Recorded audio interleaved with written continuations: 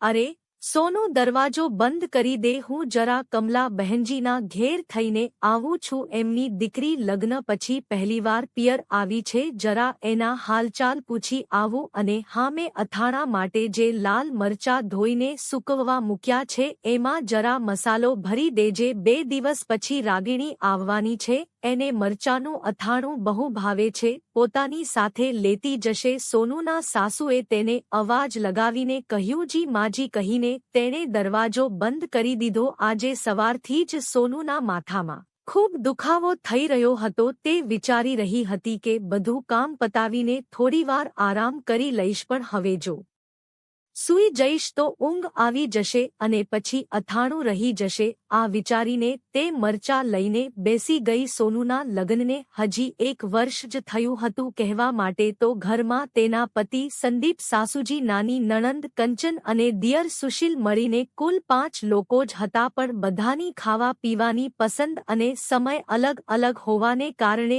ઘરનું કામ ક્યારેય પૂરું જ નહોતું થતું. સોનુ અથાણાનું કામ પતાવીને હાથ ધોઈ જ રહી હતી કે ત્યારે જ કંચન કોલેજમાંથી આવી ગઈ. તેને જોઈને બોલી, ભાભી ખાવામાં શું બનાવ્યું છે? બહુ જોરથી ભૂખ લાગી છે. ગાજર વટાણાનું શાક અને દાળ જોઈને મોં બગાડીને બોલી, આ મારે નથી ખાવું. તમે એવું કરો, મારા માટે જલ્દીથી વટાણા પુલાવ જ બનાવી દો, ત્યાં સુધી હું જલ્દીથી ફ્રેશ થઈને આવું છું. તેને પુલાવ અને રાયતું આપીને આવી ત્યાં સુધીમાં સાસુજી આવીને બોલ્યા, સોનુ, હજી સુધી તે છત પરથી કપડાં નથી ઉતાર્યા. તડકામાં કપડાંનો બધો રંગ ઉડી જશે, જલ્દીથી ઉતારીને લાવ. બધાના કપડાંની ઘડી કરીને મૂક્યા ત્યાં સુધીમાં સાંજ પડી ગઈ હતી. સંદીપ પણ ઓફિસમાંથી આવી ગયો હતો. બધાને ચા નાસ્તો આપીને રાતના ભોજનની તૈયારીમાં લાગી ગઈ. બધા કામથી ફ્રી થઈને જ્યારે પોતાના રૂમમાં આવી તો સંદીપે પૂછ્યું, શું થયું? આમો કેમ લટકાવીને રાખ્યું છે? કંઈ નહીં, આજે સવારથી જ માથામાં થોડો દુખાવો થઈ રહ્યો છે, આરામ પણ ન કરી શકી, બિલકુલ ટાઈમ જ ન મળ્યો. સોનુ બેડ પર બેસતા બોલી, અરે યાર, દિવસભર કરે છે શું જે તને ટાઈમ જ ન મળ્યો? ઘરમાં લોકો જ કેટલા છે બધું કામ તો રાધાબાઈ કરી જાય છે, તારે તો બસ ખાવાનું જ બનાવવાનું હોય છે. માં પણ દિવસભર તારી સાથે જ લાગી રહે છે, એવું લાગે છે કે દુનિયામાં બસ એક તું જ કામ કરે છે. હવે જલ્દીથી લાઇટ ઓફ કર, મારે સૂવું છે. બીજા દિવસે રજા હતી, બધા લોકો ઘેર જ હતા. તેણે બધા માટે નાસ્તો બનાવ્યો અને પોતાનો નાસ્તો લઈને બેઠી જ હતી કે ત્યારે જ સંદીપ તેની પાસે આવીને બોલ્યો કે જો તારો નાસ્તો થઈ ગયો હોય તો જલ્દીથી તૈયાર થઈ જા, માર્કેટ જવાનું છે.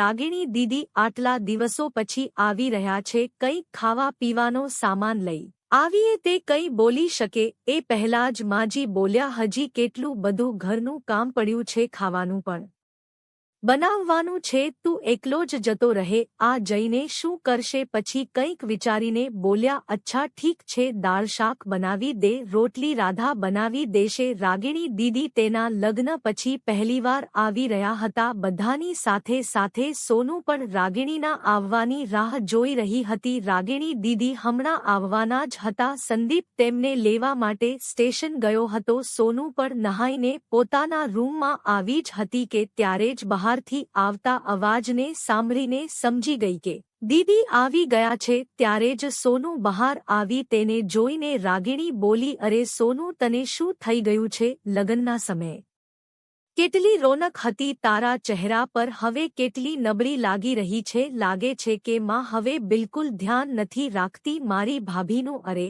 તને તારી માની તકલીફ નથી દેખાતી? જો તો જરા, મારા પગમાં કેટલો સોજો આવી ગયો છે. આવતાની સાથે જ તને આનો ચહેરો દેખાઈ ગયો. આને શું થયું છે? સારી ભલી તો છે, મેં તો આખું ઘર આને જ સોંપી દીધું છે. હવે શું હું ખાવાની પ્લેટ લઈને આની પાછળ પાછળ ફરું? માજીને પોતાના ઉપર આરોપ સહન ન થયો. હસતી ખિલખિલાતી રાગીણી દીદીના આવવાથી ઘરનું વાતાવરણ જ બદલાઈ ગયું હતું. ચહેરા પર સ્મિત અને દોડી દોડીને બધાની ફરમાઈશ પૂરી કરતી સોનુને જોઈને રાગીણીને પોતાના લગ્નના શરૂઆતના દિવસો યાદ આવી ગયા. તે પણ આવી જ રીતે બધાની આગળ પાછળ ફરતી રહેતી હતી.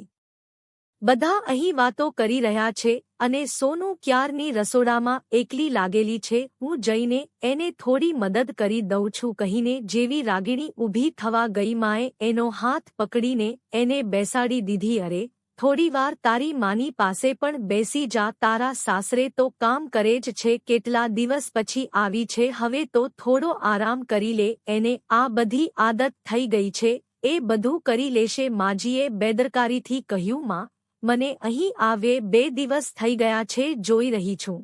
સોનુ સવારથી રાત સુધી એકલી કામમાં લાગેલી રહે છે. તમારા ઘૂંટણમાં દર્દ છે? કંચન કોલેજમાંથી આવીને ફોન લઈને બેઠી રહે છે. હવે તો બધાનું જમવાનું પણ થઈ ગયું છે, જોઈને આવું છું. આખરે શું કરી રહી છે આટલી વારથી રસોડામાં? રાગિણી રસોડામાં આવી તો સોનુને વાસણ ધોતી જોઈને આશ્ચર્યચકિત થઈ ગઈ. તે કંઈ બોલે એ પહેલા જ સોનુ બોલી, અરે દીદી, તમારે કંઈ જોઈતું હતું કે શું? મને કંઈ નથી જોઈતું, હું તો તને બોલાવવા માટે આવી છું કે અમારી સાથે આવીને બેસ. પણ તું મને એ કહે કે તું વાસણ કેમ ધોઈ રહી છે? સવારે રાધાબાઈ તો આવે છે ને? ના એ દીદી શું છે ને, રાત્રે જુઠ્ઠા વાસણો રસોડામાં રાખવા સારા નથી હોતા ને, એટલે ધોઈ દઉં છું. તમે બધાની સાથે જઈને બેસો, હું બસ હમણાં જ આવું છું, સોનુએ પ્રેમથી કહ્યું. જ્યાં બધા લોકો બેસીને હસી મજાક કરી રહ્યા હતા ત્યાં રાગિણી જઈને બોલી, આ થઈ શું રહ્યું છે આ ઘરમાં? માં, તું વહુ લઈને આવી છો કે નોકરાણી? અરે શું થયું? કંઈક કહે તો ખરી.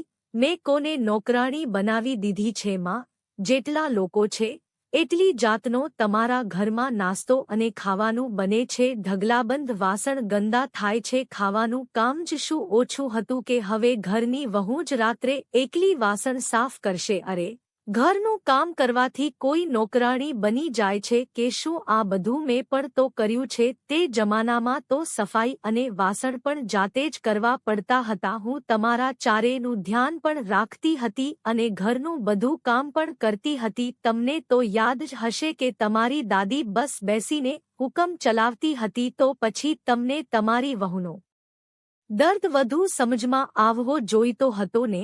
માં, પણ તમે તો બિલકુલ તમારા સાસુ જેવા બની ગયા છો. જેમ તેમના કર્યાની સજા તમે તમારી વહુ સોનુને આપવા માંગો છો. તમારી સેહત તો જુઓ, આ ઉંમરમાં શું હાલ થઈ ગયો છે તમારો? તમે શું ઈચ્છો છો કે સોનુનો પણ આ જ હાલ થાય? હું વિચારતી હતી કે કેવા લોકો હોય છે જે વહુને નોકરાણી બનાવીને રાખે છે, પણ આ તો મારા પોતાના જ ઘરમાં થઈ રહ્યું છે. અને હા સંદીપ, તું મને એક દિવસ ફોન પર કહી રહ્યો હતો કે સોનુને સમજાવ કે દિવસભર કેવો હુલિયો બનાવીને રાખે છે પોતાનો, થોડી સારી રીતે રહે, એને ટાઈમ છે પોતાની તરફ જોવાનો. બીજાની વાત તો છોડો, તું એક પતિ થઈને પોતાની પત્નીનું દુઃખ ન સમજી શક્યો. જે મને 2 દિવસમાં દેખાઈ ગયું એ તને આજ સુધી કેમ ન દેખાયું? માના સમયમાં શું હાલત હતી મને નથી ખબર, પણ આજે તો આપણે બધા મળીને કામ કરી શકીએ ને. સોનુને પણ પોતાના માટે થોડો સમય